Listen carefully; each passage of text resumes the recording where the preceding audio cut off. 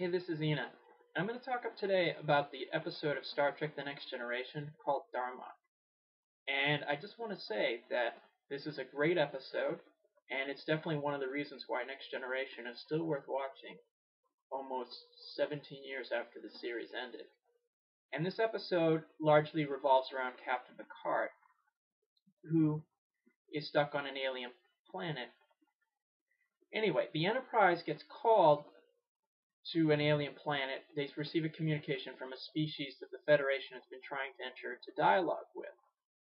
But it turns out that every time they try and speak to this species, they're never really able to communicate because it seems the other side's just talking in gibberish. They really don't understand them.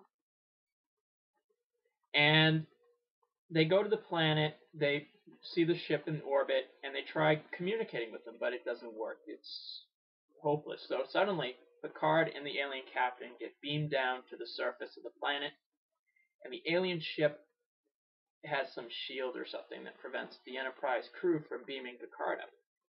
So Picard's stuck on the planet with this alien captain. And he thinks he has to fight him to the death because he's given a dagger. And Picard is not sure what's going on because he's trying to talk to this man, but it's not happening. He says stuff, Darmok and Jalad at Tanagra, the beast at Tanagra, stuff like that. And Picard tries giving the knife back and everything. It's not helping. He tries, when night comes, he tries to sleep. He's afraid he's going to get killed in his sleep. And it's just really tough. But it turns out that there's a creature on the planet.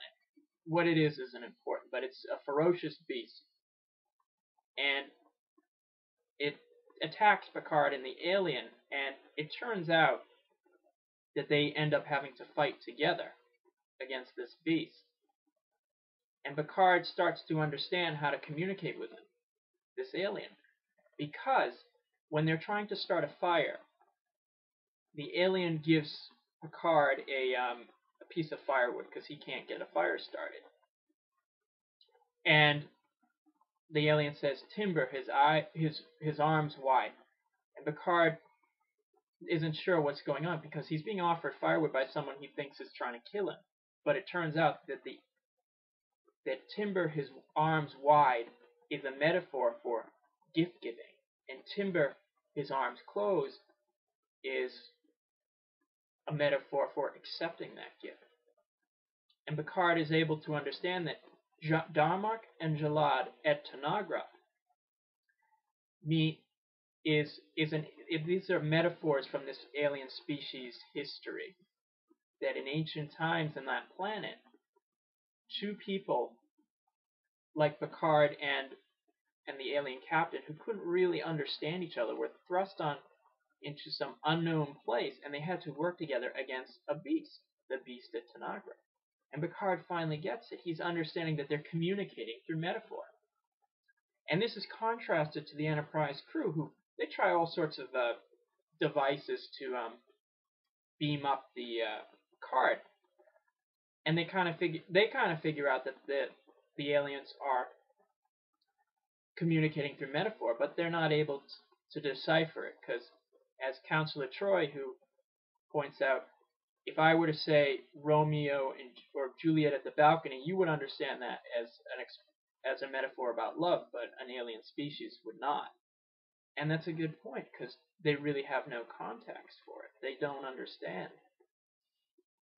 And the Enterprise crew, they're very unsuccessful. They have a brief attempt to beam Picard up, but it doesn't really work, and the alien captain is severely wounded by the beast on the surface. Anyway, the alien captain eventually dies, and Picard has to fight the beast alone, but he's beamed up just in the nick of time, of course, because it's Star Trek. But the alien ship they start firing on the Enterprise, and it seems like the Enterprise is going to get blown up.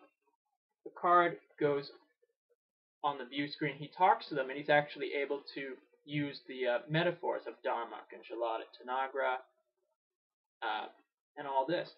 And he's able to actually make it, in a sense, able to communicate with them. And I should add, earlier, when Picard was on the surface with the alien, he actually makes reference to the legend of Gilgamesh, who, in a sense, it was kind of a similar metaphor, facing the unknown, facing a beast. And in the end, the aliens they actually understand Picard, and everything gets resolved. The Enterprise goes on its way. So essentially, this is just very clever writing. It's not a huge space battle and everything. It's communication through metaphor.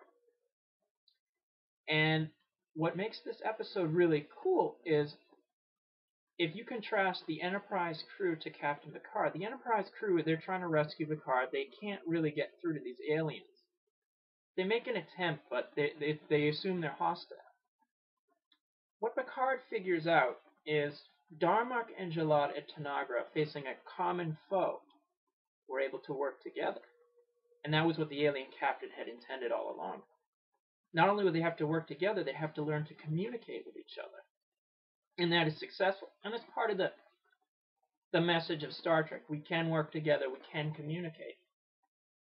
And it's a rather interesting message considering what we have to live through now. If you work at a job, any job, perhaps you're a cashier at a place, and you may work with people who don't speak the same language, too often we respond rather hostilely to that. And it seems like they're an adversary because we can't understand them. What Star Trek is showing is, in this episode, is a different vision. The ability to communicate with each other in the face of a common foe, in the face of the unknown, in a sense.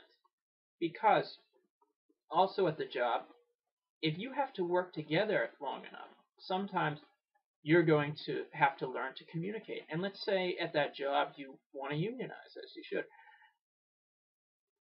Unless you're willing to just screw over your fellow worker, if you're really serious about doing something positive, you're going to have to learn to communicate. And through that shared struggle, you're going to have to reach out. You're going to have to start to communicate. And this show obviously has an optimistic message that it can happen. And for the acting, Patrick Stewart, as usual, does a superb job. I don't know who played the alien captain, but he does a pretty good job as well. The Enterprise crew, pretty much, they do what they're supposed to. They try and rescue him. But this episode definitely shows that not only clever writing, but the idea that despite different methods of communication, that it is possible to reach out and understand each other. That this problem, that it's not just because we can't communicate with you doesn't mean you're an adversary. You have to, perhaps it may take an extreme situation, such as facing a beast on an alien planet, but it is possible to communicate even with people who are so dissimilar to us. Anyway, this is Enaa. Until next time.